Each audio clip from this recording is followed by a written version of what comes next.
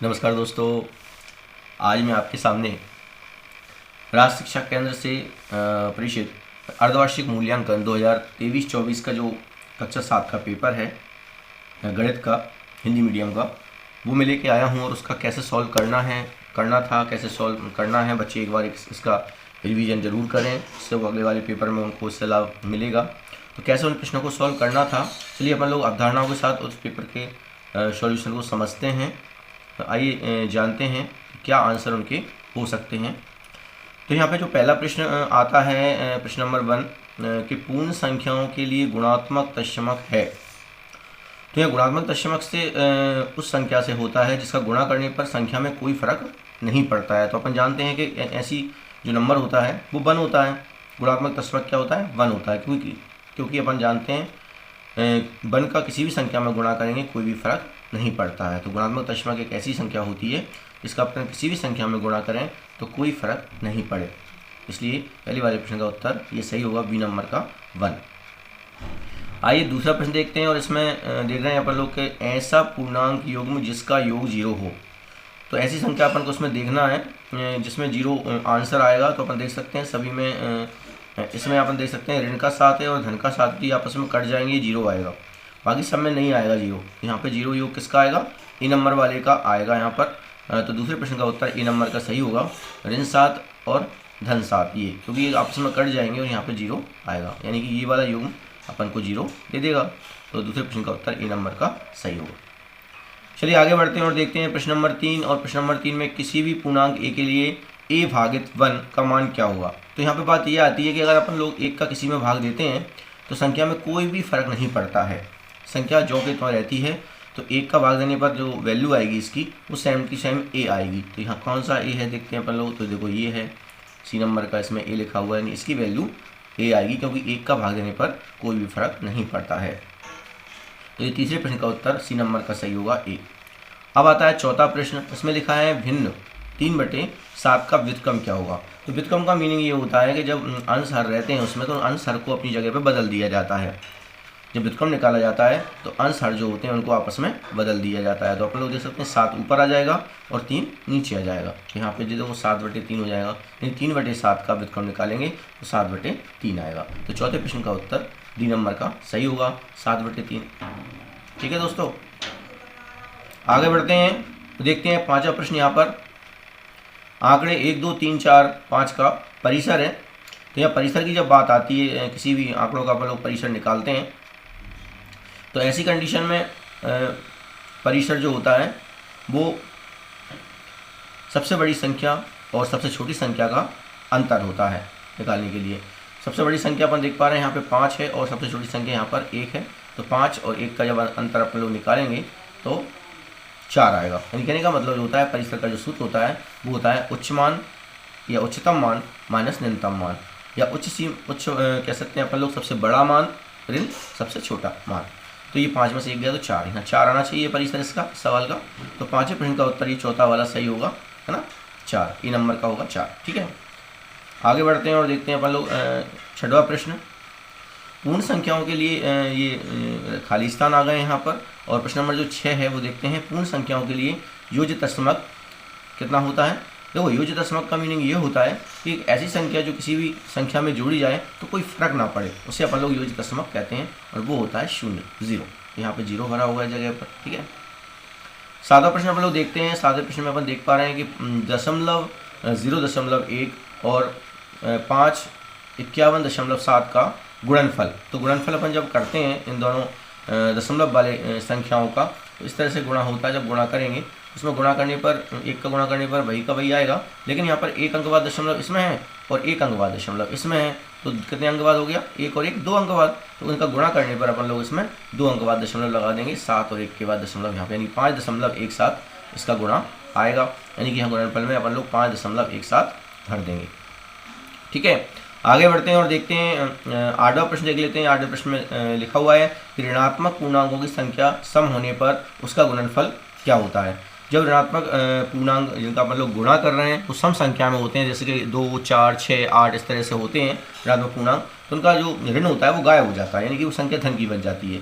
इसलिए सम होने पर उनका गुणनफल खाली स्थान होगा, यानी धनात्मक हो जाएगा। यहाँ पे धनात्मक अपन को भरना है। फिर जो 9वां प्रश्न है उसमें लिखा है प्रेक्षणों के एक समूह में सबसे अधिक बार आने वाला प्रेक्षण, प्रेक्षणों के एक समूह में सबसे अधिक बार आने वाला प्रेक्षण, इस समूह का अब अपन देखते हैं प्रेक्षण बहुत सारे दिए जाते हैं और उनमें जो प्रेक्षण सबसे ज़्यादा बार आता है वह उसका बहुलक होता है ना। तो यहाँ पे क्या भरा होगा, खाली स्थान में बहुलक कहलाता है। ठीक है, बहुलक भरा होगा इसमें। अब ये 10वां प्रश्न आता है, इसमें लिखा हुआ है 2 भागित 3/5। तो अपन जब अपन देख रहे हैं कि भागत की संख्या रहती है और भाग को अपन को गुणा में बदलना हो तो संख्या को पलट दो। तो अपन देख रहे हैं जब भाग को अपन ने इसमें गुणा में बदला तो ये 3/5 की बजाय 5/3 हो गया।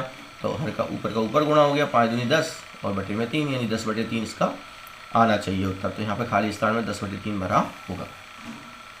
चलिए आगे बढ़ते हैं और 11वां प्रश्न यहाँ पे देख लेते हैं। 11वें प्रश्न में लिखा है 2.7 भागित 100 को हल कीजिए।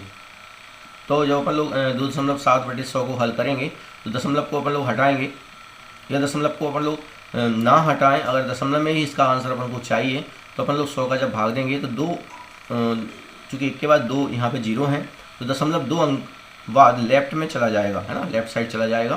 तो 2 यहाँ है, 1 0 और बढ़ा देंगे यहाँ पर तो ये आ जाएगा 0.027। या फिर अपन लोग दशमलव को हटा लीजिए तो 1000 हो जाएंगे। अब एक साथ कर सकते हैं आप लोग, 3 बिंदी वाला नीचे 1000 लिखा हुआ है तो 3 अंक बाद दशमलव लगा देंगे, 7 2 और 1 0 बढ़ाकर दशमलव, तो ये आ जाएगा 0.027। ये इसका आंसर आएगा। ठीक है, तो यहाँ 11वें प्रश्न का उत्तर इस तरह से ही आएगा 0.027। अब 12वां प्रश्न आता है। 12वें प्रश्न में अपन देख रहे हैं गुणनफल में कुछ नंबर लिखे हुए हैं, इनका गुणा करना है। तो अपन लोग यहाँ 2 का गुणा यहाँ कर लेते हैं। तो ये देखिए 2 एकम 2, ये 2 हो जाएंगे गुणा करके, ऋण और ऋण धन हो जाएगा।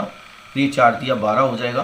तो 12 का जब 2 में गुणा करेंगे 12 दूनी 24 और 1 ऋण आ जाएगा एक्स्ट्रा, तो ऋण के 24 यहाँ पे इसका गुणनफल आएगा। 13वां प्रश्न अपन लोग यहाँ पे देख लेते हैं। इसमें लिखा हुआ है कि विषम भिन्न 19/7 को मिश्रित रूप में व्यक्त कीजिए, है ना। मिश्रित भिन्न में व्यक्त करना है। तो अपन जानते हैं भिन्न 3 प्रकार की होती हैं, एक सम होती है भिन्न, एक विषम होती है और एक मिश्रित भिन्न होती है। तो मिश्रित भिन्न में क्या होता है, अंश जो होता है वो हर से बड़ा होता है और इतना बड़ा होता है कि उसका हर का भाग भी उसमें जा सकता है। तो अपन लोग कैसे इसको मिश्रित भिन्न में बनाएंगे, चलिए देखते हैं। 19 में अपन लोग 7 का भाग देंगे, 7 दूनी 14, कितने बच जाएंगे यहाँ पर, फिर 5 बच जाएंगे। तो ये इस आपका जो सवाल है वो मिश्रित भिन्न में बदल जाएगा 2 सही 5/7। ठीक है, तो ये इसका मिश्रित भिन्न रूप बन जाएगा 2 सही 5/7, ये मिश्रित रूप इसका बनेगा। ठीक है, अगला सवाल देख लेते हैं। ये है 14वां सवाल है। एक स्कूल के 5 अध्यापकों की आयु वर्षों में इस प्रकार है। एक स्कूल है और उसमें 5 अध्यापक हैं, उनकी आयु दी गई है क्रमशः 32, 41, 28, 54, 35। इन अध्यापकों की माध्य आयु क्या होगी। जब भी अपन को आंकड़ों का माध्य निकालना होता है तो उन आंकड़ों को जोड़कर उतनी ही संख्या का भाग अपन लोग उसमें दे देते हैं। तो इनको जोड़ा जाएगा, 32 को, 41 को, 28 को, 54 को, 35 को, मतलब माध्य जो निकाला जाता है वो होता है आंकड़ों का योग बटे आंकड़ों की संख्या। तो आंकड़ों का योग कर दिया जाता है, वो 190 आएगा। और आंकड़े कितने हैं, 1 2 3 4 5 आंकड़े हैं तो बटे में 5। तो 190 में जब 5 का भाग जाएगा तो 38 आएगा। यानी इस सवाल का जो माध्य है, यानी मतलब अध्यापकों की जो माध्य आयु है वो 38 आएगी। ठीक है दोस्तों, आगे बढ़ते हैं और देखते हैं 15वां सवाल। इसमें लिखा है कि निम्नलिखित आंकड़ों का बहुलक ज्ञात कीजिए। तो यहाँ पे आंकड़े बहुत सारे दिए गए हैं, तो अपन देख लेते हैं कौन आंकड़ा कितने बार आया है रिपीट होकर। तो यहाँ पे अपन देखते हैं 12 कितने बार आया है, 4 बार आ रहा है। फिर अपन देख लेते हैं 13 2 बार आया है, 14 1 बार आया है, 15 1 बार आया है, 16 3 बार आया है। तो देख सकते हैं सबसे ज़्यादा बार कौन सा आंकड़ा आया है, यहाँ सबसे ज़्यादा बार इसमें जो है 12 जो है सबसे ज़्यादा बार आया है। देखो 4 बार आया है, इसका मतलब जो सवाल में जो 12 है वो बहुलक है। ठीक है, तो बहुलक का मान यहाँ पे इस सवाल में 12 होगा और इस तरह से अपन लोग इसे फाइंड आउट कर सकते हैं, निकाल सकते हैं। चलिए अगला सवाल देख लेते हैं। अगला सवाल यहाँ 16वां आता है और यहाँ पर निम्नलिखित आंकड़ों का माध्यक ज्ञात कीजिए। तो यहाँ पे जो माध्यक शब्द है वो एक तरह से मीडियन है, माध्यिका है। पहले के जो मैथ था MP बोर्ड का, उसमें मध्यिका नाम दिया गया था, माध्यिका नाम दिया था मीडियन। लेकिन उसको बाद में जब NCERT का बुक यूज हुई तो वहाँ पे माध्यिका को माध्यक के नाम से जाने लगा। तो माध्यक का मतलब भी यहाँ माध्यिका ही होती है। तो यहाँ पे जो आंकड़े दिए गए हैं और इन आंकड़ों को पहले अपन लोग काउंट करेंगे कि कितनी संख्या में आंकड़े हैं और इनको सबसे क्रम से जमाएंगे। अब क्रम आरोही भी हो सकता है और अवरोही क्रम भी हो सकता है। तो ज़्यादातर आंकड़ों को अपन लोग अवरोही क्रम में जमाते हैं माध्य निकालने के लिए। चलिए इन्हें अवरोही क्रम में जमा देते हैं। तो 17 आएगा, फिर 18 आएगा, फिर 24, फिर 25, फिर 35, फिर 36 और फिर 46। तो कितने आंकड़े हैं ये? 1 2 3 4 5 6 7। तो n का मान यहाँ 7 हो गया। तो अपन देख रहे हैं आंकड़ों की संख्या यहाँ विषम है। जब विषम संख्या में आंकड़े होते हैं तो उनकी जो माध्यक होता है वो कैसे निकाला जाता है? माध्यक निकालने के लिए n+1/2 का पद ये देखा जाता है जब विषम आंकड़े होते हैं। तो n का मान यहाँ 7 है, तो 7 और 1 8/2 यानी कि 4 आएगा चौथा पद। तो चौथा पद जो मान होगा वही इसका माध्यक होगा। तो गिनते हैं चौथा पद, पहला, दूसरा, तीसरा, चौथा, 25। तो 25 इस सवाल में क्या आएगा? माध्यक आएगा। तो इस तरह से अपन लोग माध्यक का गणना कर सकते हैं, माध्यक निकाल सकते हैं। अगला प्रश्न आता है 17वां प्रश्न देख लेते हैं। इस सवाल में ये लिखा हुआ है कि इसमें एक व्यंजक दे रखा है और उस व्यंजक में अपन देख पा रहे हैं कि उनको सत्यापित करना है। सत्यापित का मीनिंग ये होता है कि जो लेफ्ट साइड का जो हिस्सा है LHS है और जो राइट साइड का हिस्सा है RHS है, उनको बराबर आना चाहिए जब ये सत्यापित होता है। तो उनको हल करते हैं। चलिए लेफ्ट साइड का अपन लोग पार्ट लेते हैं। पहले तो लेफ्ट साइड वाले हिस्से में अपन देख पा रहे हैं कि 7 में से ये 3 जब घट जाएगा, 7 में से 3 घटेगा तो 4 बचेगा, यानी कि 15 × 4 आएगा। देखो LHS 15 × 4 यानी कितना हो गया? 60 हो गया।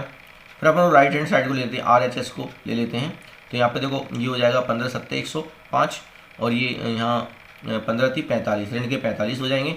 तो 105 में से 45 जाएंगे तो 60। तो अपन ने देखा यहाँ सवाल में कि जो LHS था उसका मान भी 60 आया और जो RHS था उसका मान भी 60 आया। तो इस प्रकार से ये जो सवाल है वो सत्यापित हो जाएगा और कर सकते हैं अपन लोग इसको, है ना। ठीक है बच्चों, आगे बढ़ते हैं और देखते हैं 18वां सवाल। एक कार 1 लीटर पेट्रोल में 16 किलोमीटर दूरी तय कर लेती है।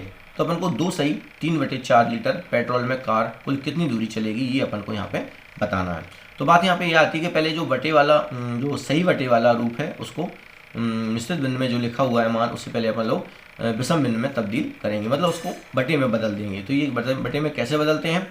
4 का 2 में गुणा करेंगे, 4 दूनी 8 और 3 11, 11/4 इसका मान सही बटे में बदल कर बटे में हो जाएगा। अब करते कैसे हैं इसको? तो चूँकि 1 लीटर पेट्रोल 16 किलोमीटर दूरी तय करते हैं, 1 लीटर में कितनी होती है? 16 किलोमीटर दूरी तय होती है। तो अपन को 2 सही 3/4 यानी 11/4 लीटर में दूरी तय करवानी है। तो अपन लोग 16 में यहाँ गुणा कर देंगे, 11/4 का गुणा करने पर 4 से ये 16 कट जाएगा, 4 चौके 16, तो 11 चौके कितने हो जाएंगे? 44 हो जाएंगे, यानी कि 44 किलोमीटर दूरी तय करेगी वो 2 सही 3/4 लीटर पेट्रोल में कार। ठीक है दोस्तों, तो इस 18वें प्रश्न का उत्तर ये आएगा 44 किलोमीटर। अगला प्रश्न देख लेते हैं। 19वां प्रश्न यहाँ पर लिखा है कि निम्नलिखित आंकड़ों के बहुलक और माध्यक ज्ञात कीजिए। तो बहुलक तो मैं आपको बता चुका हूँ पहले कैसे निकालते हैं और माध्यक भी निकालना आपको पहले एक सवाल में बता चुका हूँ। सेम वही प्रोसेस यहाँ पे रहेगा। बहुलक के लिए अपन लोग देखते हैं कि सबसे ज़्यादा बार कौन सा आंकड़ा यहाँ पे आया है ये देखना होता है। तो इन आंकड़ों को अपन लोगों ने जब यहाँ क्रम से जमाया, क्रम से जमाने के बाद अपन देखते हैं तो देखो 13 2 बार आ रहा है, 4 14 1 बार आ रहा है, 15 4 बार आ रहा है और 17 1 बार आ रहा है, 20 1 बार आ रहा है। तो अपन देख रहे हैं 15 जो है सबसे ज़्यादा बार आ रहा है यहाँ पे। इसका मतलब इस सवाल में इन आंकड़ों में जो बहुलक है वो 15 है। ठीक है, अब माध्यक निकालना है तो माध्यक का तरीका अपन को पता ही है। आंकड़ों को अवरोही क्रम में या आरोही क्रम में जमा दीजिए, है ना। आरोही क्रम में अपन ने आंकड़ों को जमा दिया है और कितने आंकड़े हैं? 1 2 3 4 5 6 7 8 9 आंकड़े हैं।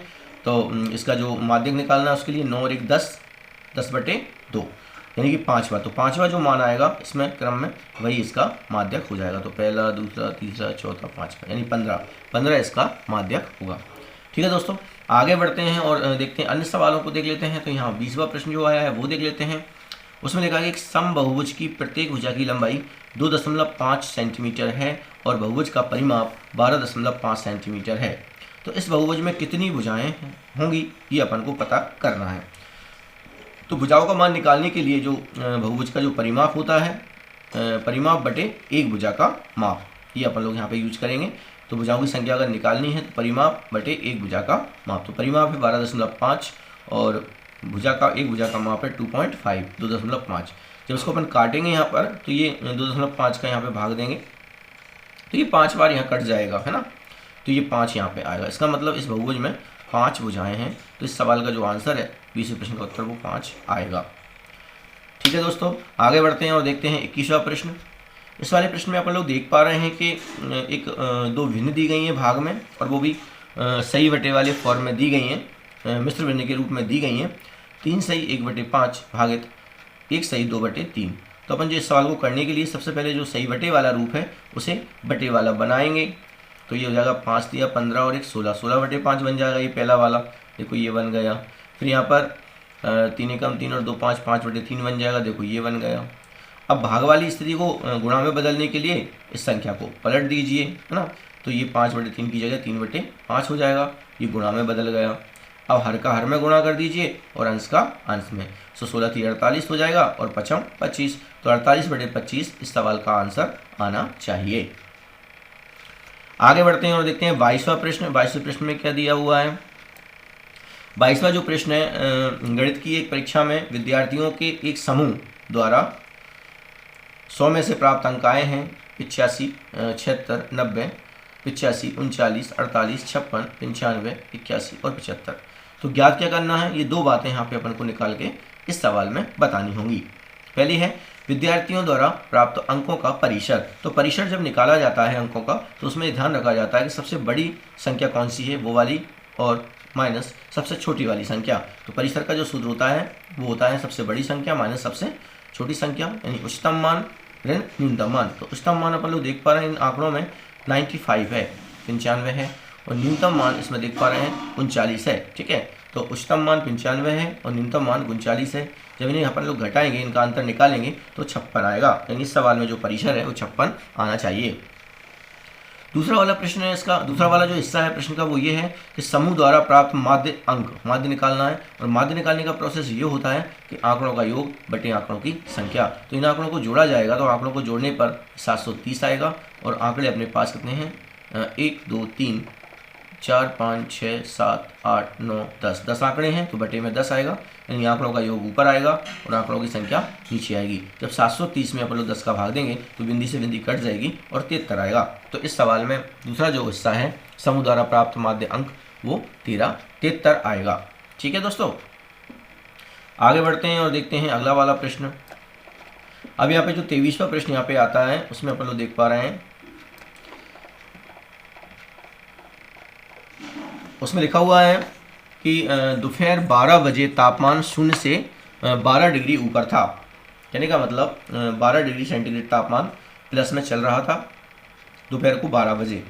यदि ये आधी रात तक 2 डिग्री सेंटीग्रेड प्रति घंटे की दर से कम होता जाता है तो किस समय तापमान 0 से 8 डिग्री नीचे हो जाएगा, यानी कि ऋण के 8 हो जाएगा। कहने का मतलब ये है 0 से कम होना माने ऋण का होना। तो अपन देख पा रहे हैं यहाँ पर कि हर घंटे में आप 2 डिग्री सेंटीग्रेड इसमें से घटा दीजिए। अगर 12 बजे 12 डिग्री होता है तो फिर 1 बजे 2 कम हो जाएगा यानी 10 हो जाएगा, है ना। फिर 2 बजे 8 हो जाएगा, है ना। फिर 3 बजे 6 हो जाएगा। ऐसे ही कम करते जाइए और जिस समय वो आपका तापमान ऋण के 8 हो जाए डिग्री वही आपको समय यहाँ पे बताना है। तो अपन देख सकते हैं रात ऐसे ही आप जब कम करते जाएंगे 2-2 घंटे हर घंटे पर, तो रात को 10 बजे ये टेम्परेचर माइनस के 8 डिग्री सेंटीग्रेड हो जाएगा। ठीक है, तो इस सवाल का उत्तर होगा रात्रि 8 बजे। ओके, अब आता है 24वां प्रश्न। एक कक्षा टेस्ट में प्रत्येक सही उत्तर के लिए +3 अंक दिए जाते हैं और प्रत्येक गलत उत्तर के लिए -2 या -2 अंक दिए जाते हैं तथा किसी प्रश्न को हल करने का प्रयत्न नहीं करने पर कोई अंक नहीं दिया जाता। अमिता ने 20 अंक प्राप्त किए। यदि उसके 12 उत्तर सही पाए गए तो उसने कितने प्रश्नों के उत्तर गलत दिए।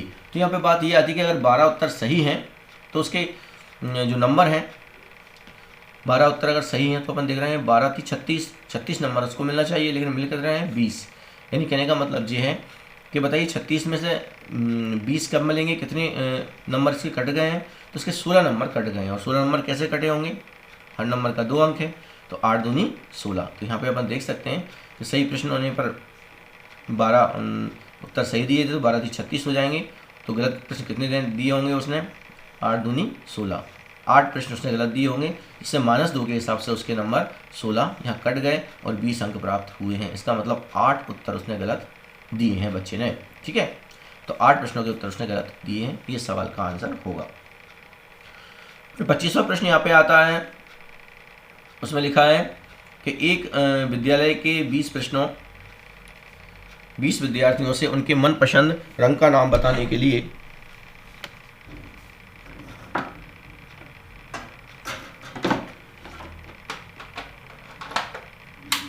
रंग का नाम बताने के लिए अपन लोग देख सकते हैं यहाँ पर कि एक टेबल यहाँ पे दी गई है और टेबल में लिखा हुआ है कि एक विद्यालय के 200 विद्यार्थियों से उनके मनपसंद रंग का नाम बताने के लिए कहा गया। इसके परिणाम में निम्नलिखित सारणी में दर्शाए गए हैं। तो यहाँ पे मनपसंद रंग दिए गए हैं, नारंगी, हरा, पीला, लाल, पीला, नीला, और विद्यार्थियों की संख्या दी गई। नारंगी पसंद करने वाले 40 हैं, हरा पसंद करने वाले 20 हैं, पीला पसंद करने वाले 55 हैं, लाल पसंद करने वाले 35 हैं और नीला पसंद करने वाले 50 यहाँ पे विद्यार्थी हैं। करना क्या है इसमें, उपरोक्त सारणी के अनुसार एक उपयुक्त पैमाना लेकर दंडालेख निरूपित करना है। ठीक है, दंडालेख बनाने के लिए जो विद्यार्थियों की संख्या है उसको अपन को y अक्ष पे लेना पड़ेगा और जो मनपसंद रंग है उनको अपन लोग x अक्ष पे लेंगे, मतलब क्षितिज रेखा पर अपन लोग मनपसंद रंग लेंगे और जो ऊर्ध्वाधर रेखा है उस पर अपन लोग विद्यार्थियों की संख्या को लिखेंगे। ठीक है, तो यहाँ पे अपन देख सकते हैं कि विद्यार्थियों की संख्या अपनी देख रहे हैं कि 55 तक यहाँ पे जा रही है, तो अपन लोग 10-10 का अंतराल लेकर इन आंकड़ों को यहाँ पे पुट कर सकते हैं। तो 10, 20, 30, 40, 50, 60 तक अपन लोगों ने यहाँ बराबर डिस्टेंस पर ऊर्ध्वाधर रेखा पर ये पुट कर ली हैं नंबर। और इन रंगों को अपन लोगों ने इंग्लिश में नारंगी को ऑरेंज ओ लिख दिया है, इसको हरा लिख दिया, और हिंदी में भी आप लिख सकते हैं। यहाँ पर तो जगह कम होने की वजह से मैंने ये छोटे छोटे सिंबल यूज़ किए हैं। आप बड़ा बनाएंगे जब कॉपी पर तो वहाँ पे इसके पहले वाले दंड के नीचे आप नारंगी, हरा, पीला, लाल और नीला ये रंग का नाम ही लिख दें। ठीक है, फिर इनका एक नियम होता है कि इनको बराबर बराबर डिस्टेंस पर बनाया जाता है। जितना डिस्टेंस आप इनके बीच में छोड़ेंगे, जो दंड जितना मोटा रहता है उस दंड की जो चौड़ाई रहती है उस चौड़ाई से आधा हिस्सा बीच में छोड़कर अपन को ये दंड निर्मित करना चाहिए। यह जगह कम होने की वजह से व्यवस्थित ठीक से नहीं हो पाई, लेकिन आप ध्यान रखेंगे कि दंड की चौड़ाई आप जितनी मोटी रखेंगे उससे आधी चौड़ाई को बीच में जगह में छोड़ेंगे। तो अपन देख पा रहे हैं यहाँ पे कि नारंगी रंग 40 विद्यार्थियों के लिए है, तो यहाँ नारंगी रंग का जो दंड है वो देखो 40 तक जाएगा। यहाँ 40 कहाँ है, स्केल से नाप के आप 40 बनाएंगे।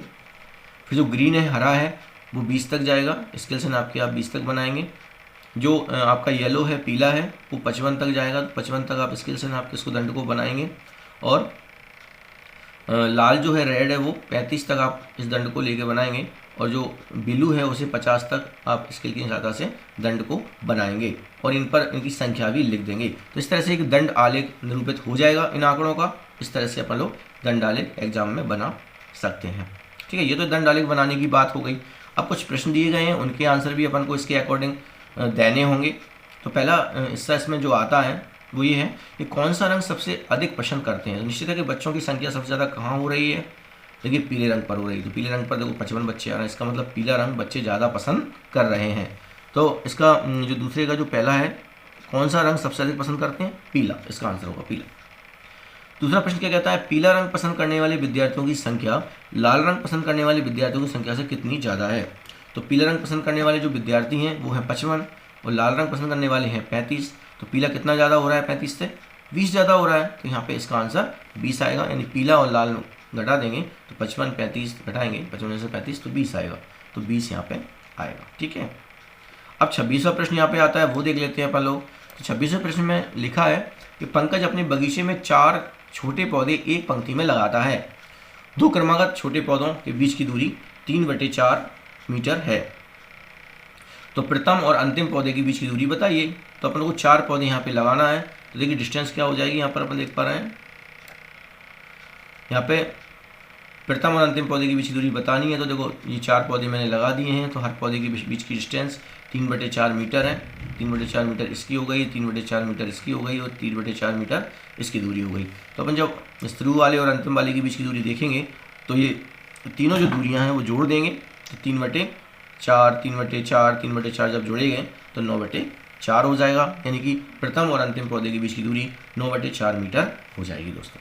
तो इस तरह से बच्चों पर लोगों ने ये अर्धवार्षिक पेपर जो गणित का था, राष्ट्रीय शिक्षा केंद्र मध्य प्रदेश से भेजा गया जो पेपर था, उसका अपन लोगों ने यहाँ सॉल्यूशन किया है। तो निश्चित है कि इस पेपर को आप बच्चे घर पर दोबारा सॉल्व करके देखेंगे और अपने 12 मई के एग्ज़ाम के लिए भी आपको इस पेपर का एक बार रिवाइज कर लेंगे तो आपको लाभ मिलेगा।